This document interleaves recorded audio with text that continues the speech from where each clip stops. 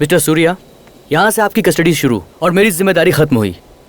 मेरी फोर्स मेरा इंतजार कर रही है। Once again thank you for everything. All the best. Thank you. Chakravarti की जय, चक्रवर्ती की जय, चक्रवर्ती की जय, चक्रवर्ती की जय, चक्रवर्ती की जय,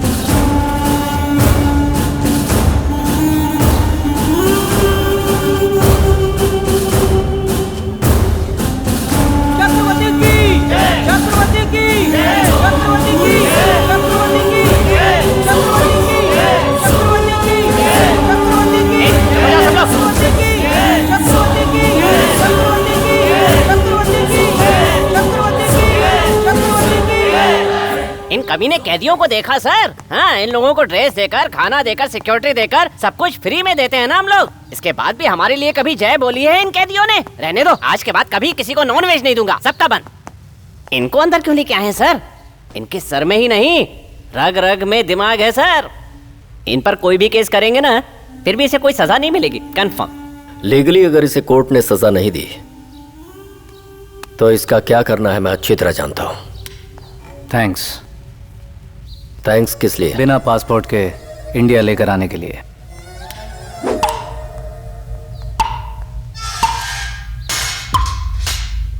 अंडरवर्ल्ड डॉन शंकर चक्रवर्ती को मलेशिया पुलिस की सहायता से डीसीपी सूर्यकांत ने गिरफ्तार कर लिया है।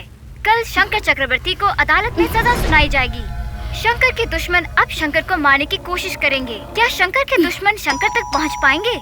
इसके लिए स्पेशल टीम को अरेंज किया गया है ताकि शंकर का दुश्मन पूरी तरह ए सुनो, उसके ऊपर जितने भी मर्डर केस है ना, उसमें से कुमार का भी है। उसके हम लोग भी गवाह हैं, ध्यान में रखो। हाँ, अब इनके साथ हम कैसे रहेंगे? फालतू की बात मत कर। इस खंबे को गटक के चुपचाप सो जाएंगे, लेकिन अपना मुंह नहीं खोलेंगे। साहब आ गए। नमस्ते सर। साहब आइए साहब। आप तो वही है ना जो शंकर को विदेश से इंडिया लेके आए हैं? शंकर, तुम पर इतने सारे केस रजिस्टर हुए हैं पर एक केस में भी तुम अपीयर नहीं हुए। व्हाई? इनमें से कोई भी जुर्म मैंने नहीं किया है, इन पुलिस वालों ने ऐड किए हैं। कहा था ना, इसने तो हमें ही फंसा दिया सर।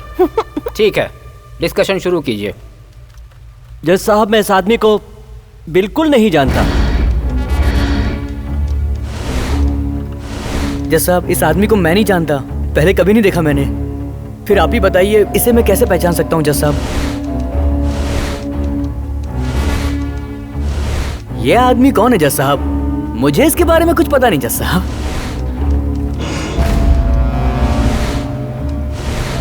योर ऑनर, आज मैं अपना वो बयान बदलना चाहती हूँ। भावना जी, क्या हुआ आपको? इतने वर्षों के बाद ये आरोपी मिला है और आपने अपना बयान बदल दिया, इसका क्या मतलब? I object your honour. जो गवाही देने आया है वो शंकर को आइडेंटिफाई नहीं कर पाया। पीपी उनसे जबरदस्ती सच उगलवाना चाहते हैं। आपसे अनुरोध है, इसके लिए कृपया मौका मत दीजिए। Your honour, I request time. The court is adjourn for today. Case number 664।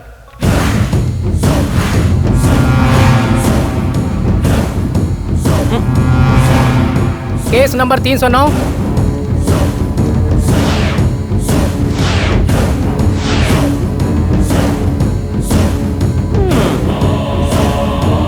Case number 860।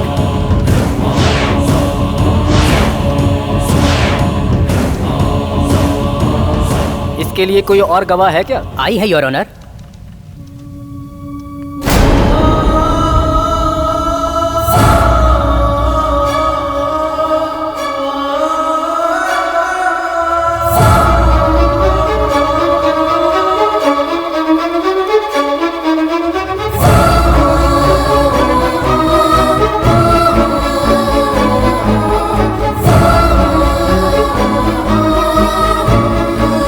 नमस्ते। आपका नाम? शांति। आप क्या करती हैं? मैं शहर में जॉब करती हूँ। आपके पति कौन है? अंडरवर्ल्ड डॉन, एक बड़ा क्रिमिनल। मेरे सामने जो खड़े हैं ना, यही है मेरे पति। कुमार का जो कत्ल हुआ मेरे पति के हाथों हुआ। इतना ही नहीं, और जो आर्म्स केस हुआ था उसकी गवाह भी मैं ही हूँ। आपके साथ कौन आया है? मेरे पापा। शांति रिश्ते में तो मेरी बहू लगती है जज साहब, लेकिन वो मेरी बेटी के जैसी है। ये मेरा बेटा, देखो इसे, क्रिमिनल और देशद्रोही है। योर ऑनर, मैं आपसे विनती करता हूँ, आप इसे बहुत जल्दी कोई कठोर सजा दे दो, जिसे देखकर दूसरे देशद्रोहियों को सबक मिल सके। किसी भी कीमत पर इसे बिल्कुल नहीं छोड़ना। आप जब भी चाहिए मैं आकर गवाही दूंगा। मैं अब इस केस का फैसला अगले महीने की 27 तारीख तक के लिए पोस्टपोन करता हूँ।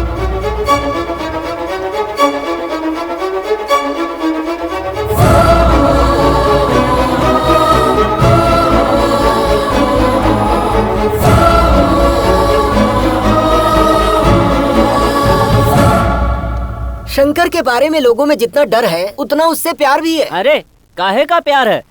जिसे अपने परिवार की चिंता ना हो वो समाज की चिंता क्या करेगा? शंकर के बारे में जो आप लोग कह रहे हो वो मुझे सही नहीं लग रहा है। He is a threat on society, anti social element. ऐसे लोगों को सोसाइटी से निकाल देना चाहिए। इसके लिए तो मैं मना करूंगा। जानते हैं क्यों? शंकर को इतना बड़ा डॉन बनाने के पीछे हम लोगों का ही हाथ है, पुलिस वालों का। लगता है कोई नई कहानी है। ये कहानी नहीं है, शंकर की एक लाइफ जर्नी है। तकरीबन 80 के दशक की बात है।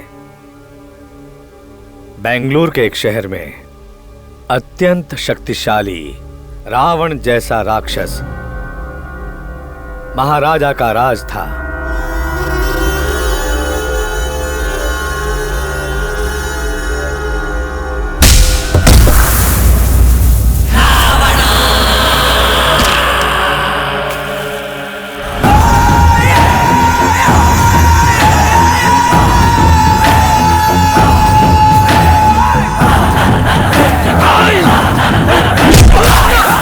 पूरे एरिया में उसकी गुंडागर्दी फैली हुई थी।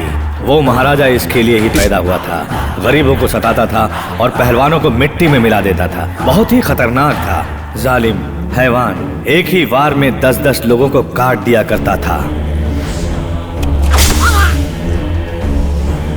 लेकिन उस महाराज को काटने वाली कोई तलवार नहीं थी। लोग ऐसा कहते थे। उसके ताकत को उस जमाने के मुख्यमंत्री अप्पा जी का उसको सहयोग मिला, इसलिए महाराज को कोई भी छूने की हिम्मत नहीं करता था। मुख्यमंत्री अप्पा जी ने उसे बहुत बड़ा ब्रेक दिया था। वो वैसा राजनेता था। सीएम को कोई सलूट करे तो वो अपने मूंछों पर ताव देता था। पुलिस वाले उसे देखकर कांप जाते थे। पीछे लो गाड़ी। उसका सामना कोई नहीं कर पाता था। महाराजा जब अपनी टीम को लेकर बाहर निकलता था तो उसके लोग झूमने लगते थे, क्योंकि उन्हें कोई न कोई शिकार मिल ही जाता था। जल्दी जल्दी बंद कर। छोड़ दो मुझे, छोड़ दो। ए, चलो हटो। चल जाने दो। चल। अरे छोड़ दो मुझे, माफ कर दो, माफ कर दो मुझे। ए, लेकर आओ इसे। उसका जो भी विरोध करता था उसे वो सबके सामने मार देता था। मुझे मेरे छोटे छोटे बच्चे माफ कर दो, माफ कर दो, माफ कर दो मुझे।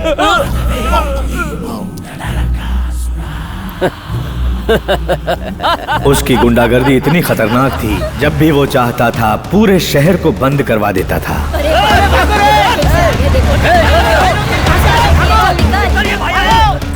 पूरे शहर में उसका ही आतंक था। उसके बाद होता था मौत का तांडव। विंड शाइम्स बार उस शहर के सारे बड़े बड़े महारथी महाराजा की ही गैंग में थे। आवाज उठाने वाले को मौत के मुंह में पहुंचा दिया जाता था। यहाँ वो राजा की तरह था। एक दिन दूसरी गैंग के आदमी को भगा भगा कर रास्ते में मारने की कोशिश कर रहा था। तभी वहां मुख्य न्यायाधीश की कार सामने आ गई। ये देखकर वो खुद ही मर्डर के गवाह बने। उसे सजा भी हुई। दुख की बात यह है कि उसे सजा होने के बाद भी वो अपने साथियों के साथ मिलकर बिना किसी डर के विक्टोरिया हॉस्पिटल के जेल वार्ड में मजा करता था। इसी बीच गुलामी हटाओ न्यूज़पेपर शुरू किया और अपनी प्रेस की ताकत से पुलिस वालों को, सरकार को परेशान किया करता था। और वहीं बैठकर वो इस शहर को कंट्रोल कर रहा था। क्यों रे निकम्मे लोगों, मेरे अंदर जाते ही हर महीने आने वाला हफ्ता कम क्यों होने लगा है? हम क्या कर सकते हैं भाई, आप महीने में एक बार जाते हैं लेकिन पुलिस वाले वहाँ रोज जाते हैं। और भी कितनी सारी जगह हैं, पेट्रोल पंप है, कार्ड क्लब है, बार है। भाई सभी जगह पे पुलिस वाले ही हफ्ता ले रहे हैं। हाँ भाई, हम सच बोल रहे हैं। तो उन्हें धमकी दो, नहीं तो कोई बुढ़िया भी तुम लोगों का हफ्ता लेकर चली जाएगी। तुम लोग खुद को बड़ा गुंडा कहते हो ना, एक एरिया भी मेंटेन नहीं कर पा रहे हो। उस पुलिस वाले के गले में पट्टा कैसे बांधना है ये मैं अच्छी तरह से जानता हूँ। जाओ बुलाओ उसे। देखो ये हॉस्पिटल है, तुम्हारा अड्डा नहीं। अगर तुम इसी तरह हंगामा करोगे तो मेरे पेशेंट्स को तकलीफ होगी। उन सबको बाहर निकाल दो। महाराजा जहाँ रहता है वहाँ पर उसी का राज होता है, वहीं उसका दरबार लगता है, वहीं उसका कारोबार चलता है। ओह, क्या बात है डॉक्टर साहब, आप वार्ड तक आ गए। वो क्या है ना, दूसरे पेशेंट को कहीं तकलीफ ना हो ऐसा बोलने आए हैं। पेशेंट को चाहिए, तुमको नहीं। इनकी सजा खत्म होने तक ये यहीं रहेंगे। बाहर आपके लिए बहुत सारे पेशेंट वेट कर रहे हैं। गो।